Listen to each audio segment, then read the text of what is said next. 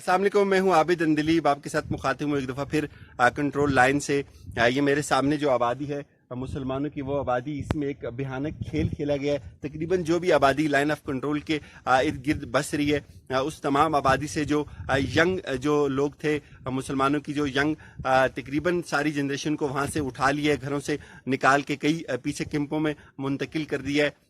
یہ اس پہ تو ضرور بات کریں گے، لیکن ابھی میں آپ کو بتاؤں، مودی نے آج اپنے یوم آزادی پہ تقریر کی اور پوری عوام کو گمراہ کیا۔ جو یوم آزادی کو ہم پوری مسلمان کمیونٹی پوری دنیا میں یوم سیاہ کے طور پہ منایا جا رہا ہے، اس کو منا رہے ہیں، ہم کشمیر میں اس کو یوم سیاہ کے طور پہ منا رہے ہیں۔ مودی نے ایک آزادی کی بات کی، بڑے بڑے بھاشن دیے، اس نے تقریر کی، تو اس کی تقریر کا پوسٹ مارٹم کرنا انتہائی ضروری ہے۔ اس نے جس آزادی کے بھاشن دیے، جس آزادی کی بات کی، ہندوستان کی آزادی کی بات کی، لیکن اس نے اسی آزادی کے دن اسی روز تقریباً 9 لاکھ فوج اور کئی ہزار گنڈے، دہشت گرد، RSS کے لوگ، بجرنگ دل کے لوگ، جن کو کھلی چھوٹ دی ہوئی وادی کے اندر، جو تباہی کر رہے ہیں بڑے پیمانے پہ، ان کی بات نہیں کی۔ اس نے افغانستان کو وش کیا، لیکن پاکستان کا اس نے کہیں ذکر نہیں کیا۔ پاکستان کو اس نے انتہائی جو ہے وہ تضحیک آمیز اس اشاروں کو نام میں اس کا ذکر کیا۔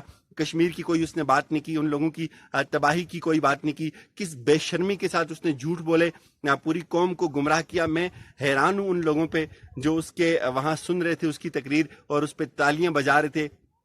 اس بات سے آپ اندازہ لگائیں مودی نے کس قدر ہندوستان کے سماج کو نفرت پہ، جذباتیت پہ اور مسلمانوں کے خلاف ابھارا ہوا ہے، کس قدر اس نے ایک پوری کی پوری قومی نفسیات کو مسلمانوں کے خلاف ڈھالا ہے، اور کتنے کم عرصے میں تقریباً سارے کے سارے جو ایک ڈرامہ تھا ہندوستان کا کہ وہ سیکولر لوگ ہیں، ہندوستان سیکولر ریاست ہے، وہ بے نقاب ہوا ہے، اور کس طرح سے مودی نے اس کے چہرے پہ، ہندوستان کے اس سیکولر چہرے پہ کالک ملی ہے۔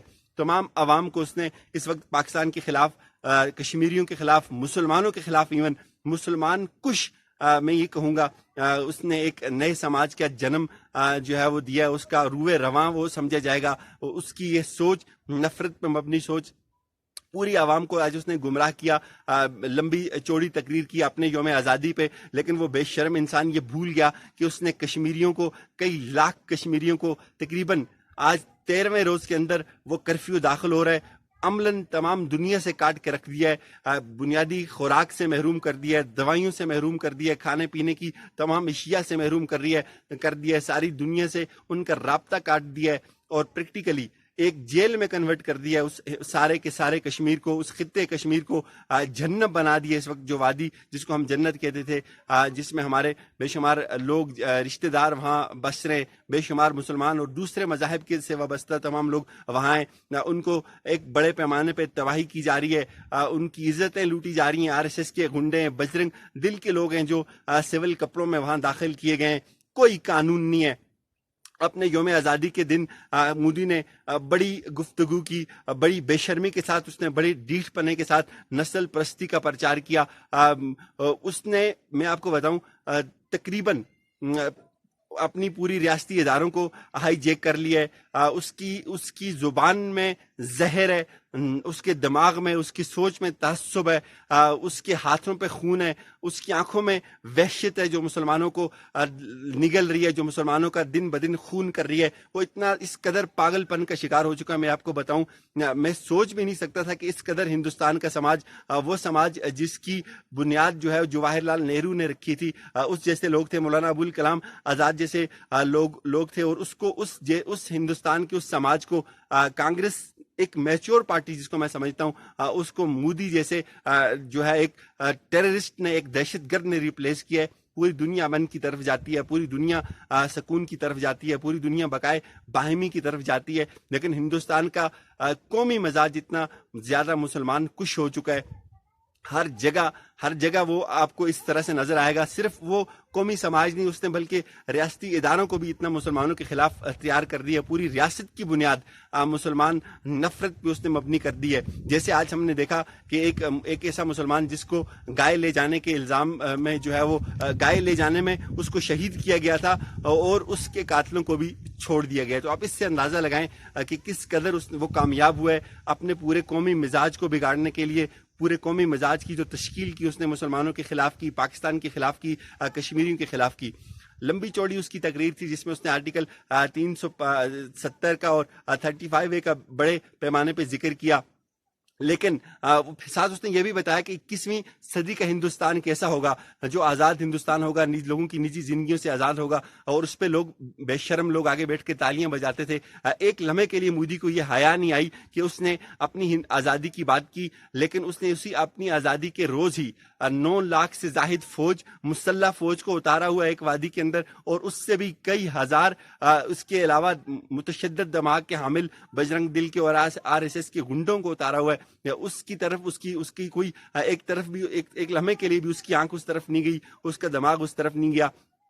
پوری دنیا نے اس کی ڈٹھائی کو دیکھا، اس کے جھوٹوں کو دیکھا. اس نے اپنی نہ صرف اپنی قوم کو گمراہ کیا. مجھے تو یہ لگتا ہے جو فورسز کے وہ لوگ وہاں بیٹھے ہوئے ہیں، کم از کم ان کو شرم آنی چاہیے کہ کس طرح سے آپ ایک آزادی کو سیلیبریٹ کرتے ہیں. کسی ایک پٹیل کے خواب کو پورا کرنے کے لیے آپ 370 کا خاتمہ کرتے ہیں، اور پھر آپ کتنے ہزار کتنے لاکھ کشمیریوں کے خوابوں کو جو ہے وہ تباہ کرتے ہیں، ان کو اجاڑ دیتے ہیں. تو مودی نے یہ کہا کہ ہندوستان جو 21ویں صدی کا ہندوستان ہے وہ اس کی تصویر یہ ہوگی. میں آپ کو بتاتا ہوں 21ویں صدی کے ہندوستان کی تصویر یہ ہے کہ جس نے لوگوں سے خوراک چھین لی ہے، یہ ہے جس نے لوگوں سے بنیادی انسانی ضروریات چھین لی ہیں. 21ویں صدی کا ہندوستان اتنا متشدد ہندوستان ہے جس نے لوگوں کی سے دوائیاں تک چھین لی ہیں، جس نے لوگوں کی زبان کاٹ دی ہے، جس نے لوگوں کا جینا حرام کر دیا ہے. مودی نے 1 کنسٹیٹیوشن کی بات کی. میں نے آپ کو بتایا 1 کنٹری اینڈ 1 کنسٹیٹیوشن کتنا بڑا مذاق ہے. ایک مسلمان کے لیے الگ قانون ہے، دلت کے لیے الگ قانون ہے، ہندو کے لیے کہ جتنے دوسرے طبقات ہیں ان کے لیے الگ قانون ہے. کتنا مذاق تھا یہ بھی. میں نے آپ کو کہا کہ جس طرح مسلمان جو گائے لے کے جا رہا تھا اس کو شہید کیا گیا، اور پھر ان کے قاتلوں کو بھی آج ان کی عدالت نے چھوڑ دیا. تو مودی کس حد تک کامیاب رہا، جس نے ریاستی تشکیل کو، ریاستی اداروں کو اتنا مسلمانوں کے خلاف استعمال کیا، جس نے ججوں کو جو ہے وہ اس درجے تک متشدد کر دیا کہ وہ مسلمانوں کے خلاف سوچتے اور فیصلہ دینے پہ مجبور ہیں. کیوں سپریم کورٹ کو، ہندوستان کی سپریم کورٹ کو یہ بات نظر نہیں آتی کہ دنیا کی تاریخ کا سب سے بڑا المیہ اس وقت کشمیر میں جنم لے رہا ہے؟ کیوں وہاں کے وکیلوں کو یہ بات نظر نہیں آتی کہ اس وقت قحط بپا ہے؟ کیوں وہاں کی ریاستی اداروں کو، دیگر صحافیوں کو یہ بات نظر نہیں آتی؟ ایک بھی اس احتجاج پہ نہیں نکلتا، ایک بھی مودی کو چیلنج کرنے کے لیے باہر نہیں نکلتا. بڑے پیمانے پہ تباہی ہے، لیکن تمام لوگ اس میں مجرم ہیں. وہاں کے شاعر مجرم ہیں. شاعروں کا کون سا مذہب ہوتا ہے؟ شاعروں کی کون سی ریاست ہوتی ہے؟ شاعروں کی میں آپ کو بتاؤں ان کے کون سی بیڑیاں اور کون سے دائرے ہوتے ہیں. مودی نے اس قدر متشدد کیا کہ وہاں کے شاعر اس بات، جتنے بھی لوگ ہیں وہ خاموش ہیں، جتنے بھی ان کے ریلیجس کلرک ہیں وہ خاموش ہیں.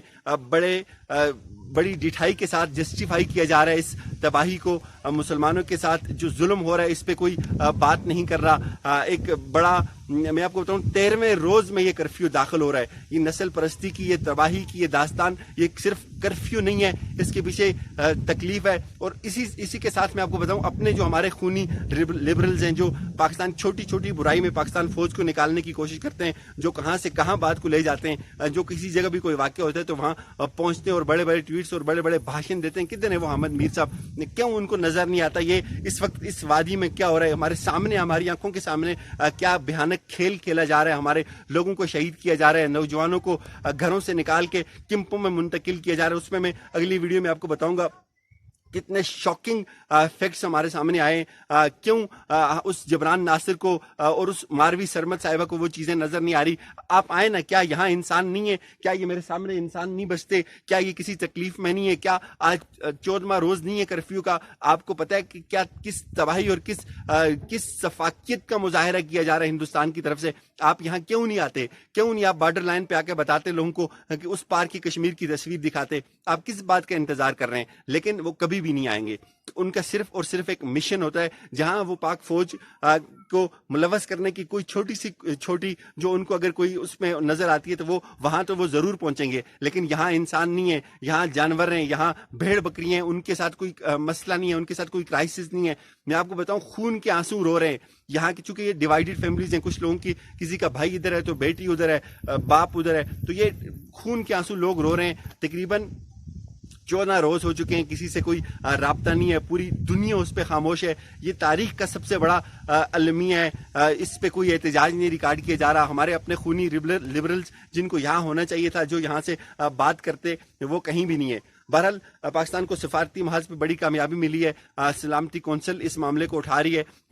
یہ معاملہ سلامتی کونسل میں پہنچ چکا ہے. امید ہے وہاں جو اجلاس ہوگا اس میں بہت زیادہ کچھ حوصلہ کن باتیں آئیں گی, کم از کم کرفیو ہٹے گا, چیزیں کسی دوسری طرف جائیں گی. لیکن خراج عقیدت میں پیش کرتا ہوں یہاں سے بیٹھ کے ان لوگوں کو, اور جو پاکستان کی جو اس وقت کشمیر کے ساتھ یکجہتی کے لیے لمحہ بلمحہ کھڑے ہیں, جو ٹویٹر پہ جنگ لڑ رہے ہیں, جو دنیا کے ہر کونے میں, چونکہ ایک ملٹی فیسیٹڈ وار ہے, یہ انفارمیشن وار فیئر بھی ہے, لیکن اس کے اور بھی کئی پہلو ہیں. جو لوگ احتجاج کر رہے ہیں, جنیوا سے مجھے فون آیا, آسٹریلیا سے بے شمار لوگ لگے ہوئے ہیں. یہی اس وقت یہ کٹھن وقت ہے, میں آپ کو بتاؤں, اس کو محسوس کیجئے.